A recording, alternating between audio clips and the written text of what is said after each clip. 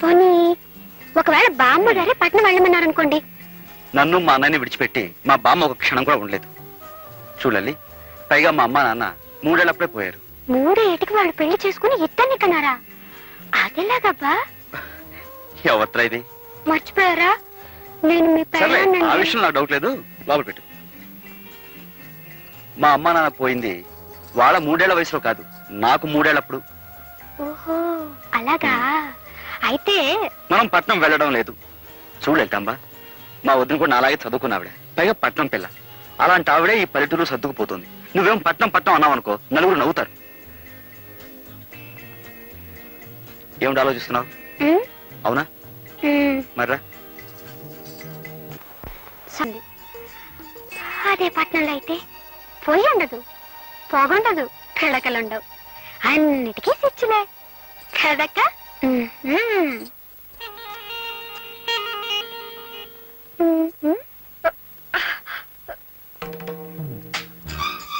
ఏమిటక్క పాపం పిడకలు చేస్తున్నావా?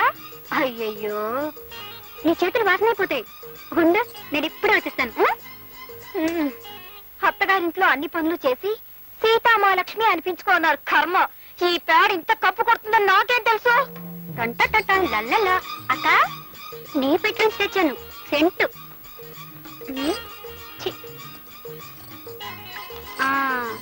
ఇప్పుడు పేడ చేతులు పెట్టు. చూసావక్క, సీసాడు సెంటు పోసాం. ఈ పల్లెటూరులో ఇంత సెంటు కూడా పేడ కంపు కొడుతుంది. అదే పట్నం అనుకో, ఆముదం కూడా ఎర్ర రంగు పులుకొని సువాసన వచ్చేస్తుంటుంది.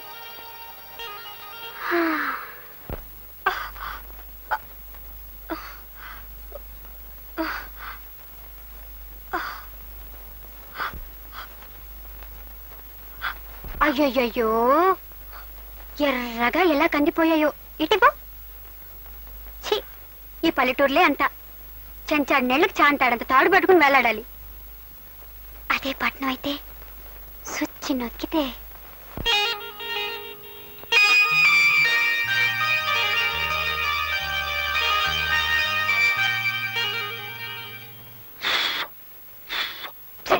మీరు 1000 చెప్పండి, 1,00,000 చెప్పండి, మనం పట్నం వెళ్ళిపోదామండి.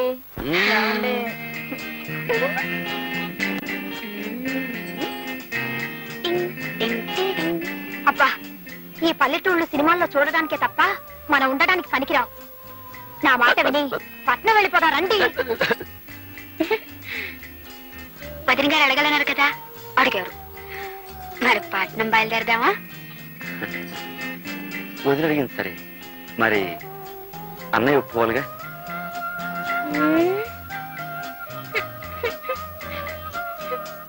అది కాదు దేవి, పట్నంలో నేనేం చేయగలను చెప్పు?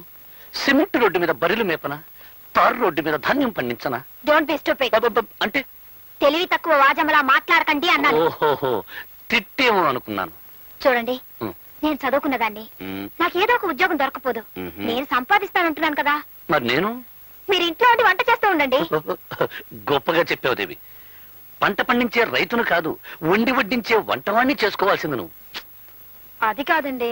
తెలివి తక్కువ వాద్యంలా మాట్లాడుకు. వచ్చే జన్మలో అయినా పట్నంలో పుట్టాలని దేవుని ముక్కం.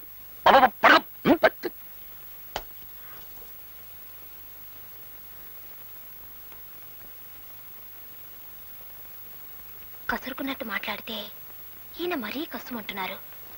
మీరే దేవుడని చెప్పి బ్రతిమాలితే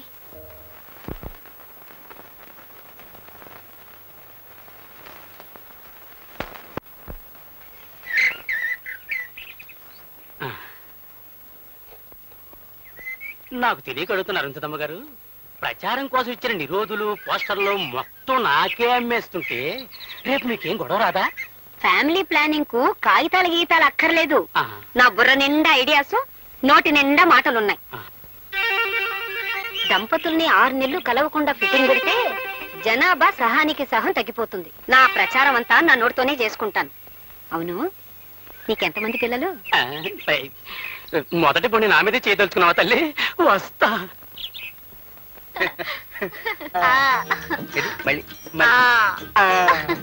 ఏమిటి వీళ్ళ సరసం చూస్తే చాలా అర్జెంటుగా పిల్లల్ని కనేలా కనపడుతున్నారేమిటి? ఉండు వీళ్ళ పని చెప్తా. ఇదిగో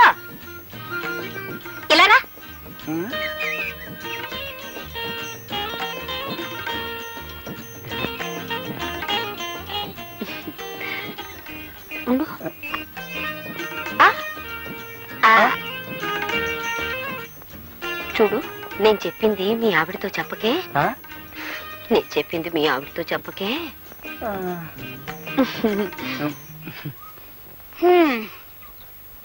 ఎవరండి ఆవిడ? ఏమిటి నాతో చెప్పొద్దంటుంది? నే చెప్పింది మీ ఆవిడతో చెప్పకే అంది. అదే ఏమిటి అని? అదే నే చెప్పింది మీ ఆవిడతో చెప్పకే అంది. అదే ఏమిటి అని అడుగుతున్నాను. నే చెప్పింది మీ ఆవిడతో. నేను కొట్టినట్టు కూడా చెప్పుకో. ఎవరితో చెప్పుకుంటావా? ఒసే, నువ్వు నా పెళ్ళానివే. అదే ఆవిడ నీతో చెప్పిందే. అదేమిటో నా దగ్గర చెప్పినప్పుడే మన ఇద్దరం కలుసుకుందాం. ఈ ఊళ్ళో పిల్లలు పుట్టకుండా మొదటి ఫిట్టింగ్ ఓకే. వస్తా. చేసే కాపురం చెడగొట్టుకొని ఇక్కడ అందరి సంసారాల్లో చిచ్చు పెట్టే పని చేస్తున్నారు. అంతా నా కర్మ. ఇప్పుడు ఎక్కడున్నారో, ఏం చేస్తున్నారు? ఈ ఆల్మల్ రాజ్యంలో కొత్త ప్యాసింజర్లు ఎవరు వచ్చారు?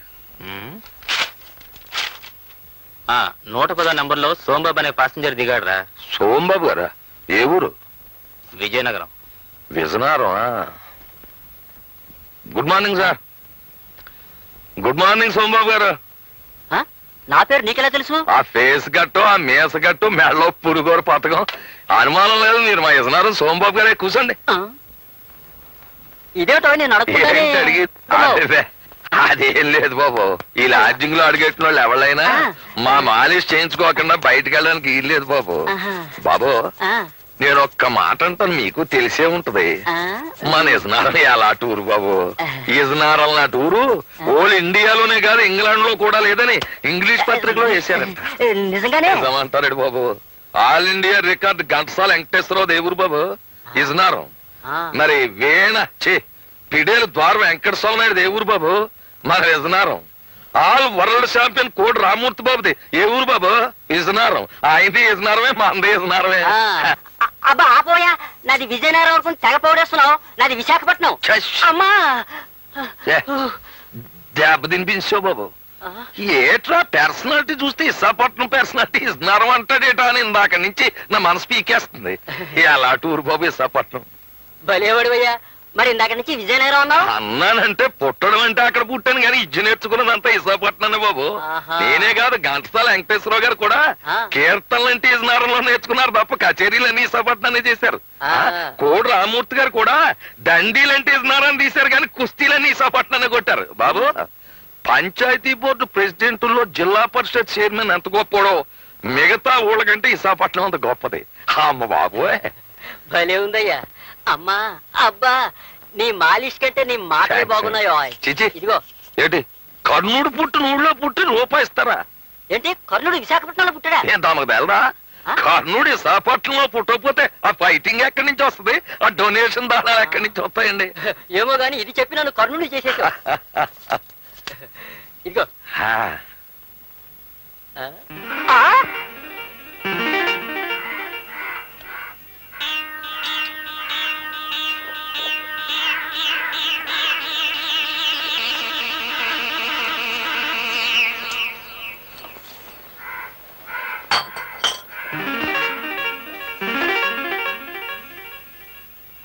ఏమిటే బాబు మళ్ళీ వచ్చేసావు? మళ్ళీ రావడమేట్రా బక్కనవడక.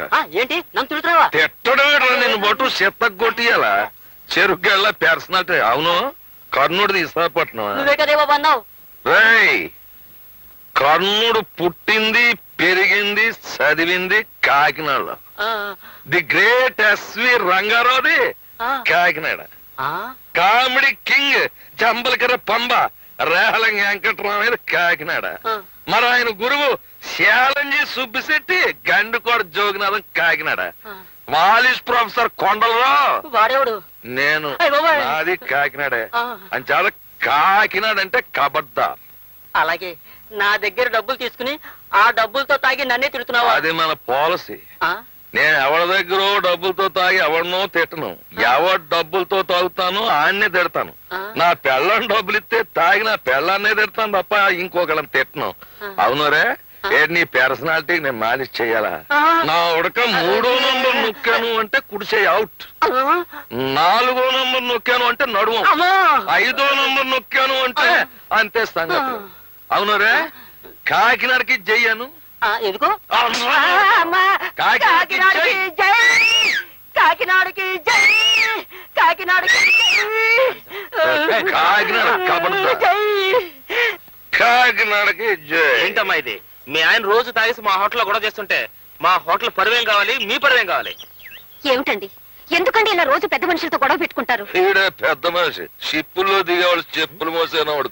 నన్ను shut up, get out, out of India, of India. Nuisance ఏమిటండి? ఏ న్యూసెన్స్ నాన్ సెన్స్? సోంబాబు గారి డబ్బులతో తాగాను కనుక నిన్నేం తిట్టదలుచుకోలేదు. మర్యాదగా లోపలికి పో. ఏమండి, నేను ఒక్క మాట చెప్తాను, వింటారా? ఏంటి? నేనేదో గవర్నమెంట్ ఉద్యోగం చేసుకుంటున్నాను. ఆ వచ్చే జీతంతో మన ఇద్దరం దర్జాగా బతకొచ్చు కదా. Shut up. నా అంత మనిషిని ఆడదాని పోషణలో బతకడమా? బీడీలకి మందుకి నిన్ను డబ్బులు అడగడం చిచ్చి. నేను ఒక్కడి చెబుతా, నేను నీ ఉద్యోగం అంటే నీకెంత గర్వమో నా వృత్తి అంటే నాకు అంతే. ఇలా రోజు అంటున్నారని నేను భరిస్తున్నాను. ఇలా వీధులను పరువు తీస్తుంటే ఇంకొక క్షణం కూడా సహించను. సైన్స్ ఏం చేస్తావా? ఎడాకులు ఇస్తావా? చెప్పు, ఎడాకులు ఇస్తావా? ఎడాకులేం కర్మ, మిమ్మల్ని వదిలిపెట్టి దూరంగా వెళ్ళిపోతాను. వెళ్ళిపో, get out, out of India, of India. ఉద్యోగం చేసుకునే ఆడదాన్ని కట్టుకోవడమే నేను చేసిన తప్పు. వెళ్ళిపో, వెళ్ళిపోయే ఆడదాన్ని నేను ఆపరు. Out, out of India.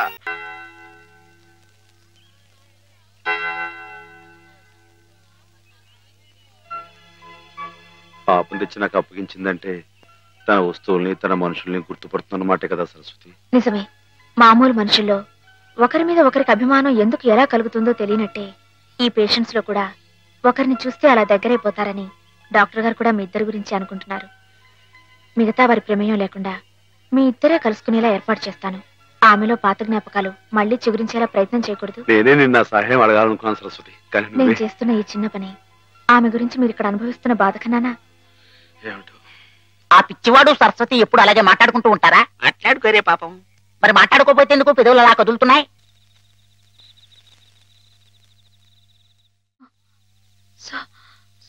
Saraswati, Hema, నేను ఇక్కడున్నానేమిటి? కొద్దిగా ఒంట్లో బాగుండకపోతే ఇక్కడికి తీసుకొచ్చారు. రేపింటికి వెళ్ళిపోదు గాని. ఇందాక జోలపాట పాడింది మాధవ. మాధవే కదూ?